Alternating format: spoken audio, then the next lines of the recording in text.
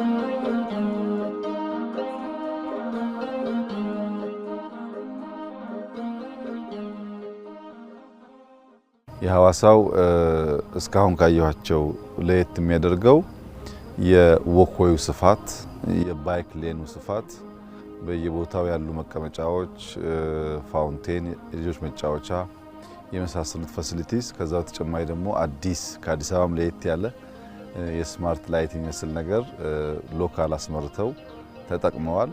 ለከተማዋ ይበልጥ ድምቀትና ውበት ሰጥቷል። ሐዋሳ ፓርክ ሲጨመር የከተማ ውበት ያድጋል።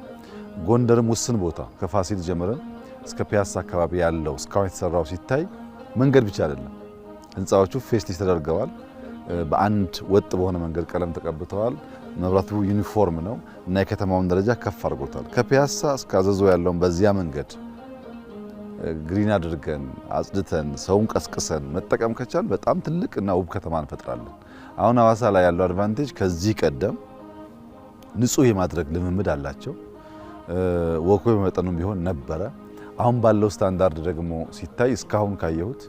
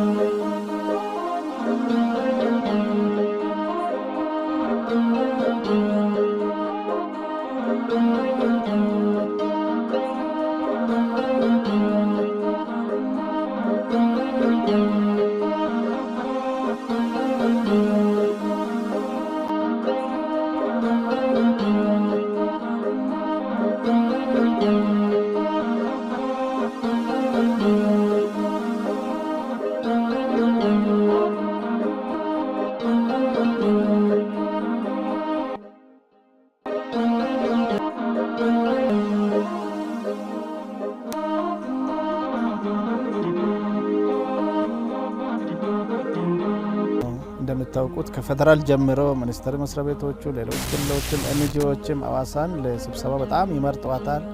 በተደጋጋሚ ስብሰባዎችን በመክፈት እንኳን እኔም ተጠናቅቄ ያሳለፍኩባቸው ጊዜያት በጣም ብዙ ስለሆኑ ብዙ ሰው ለብዙ ዓላማ ወደዚህ እንደመጣ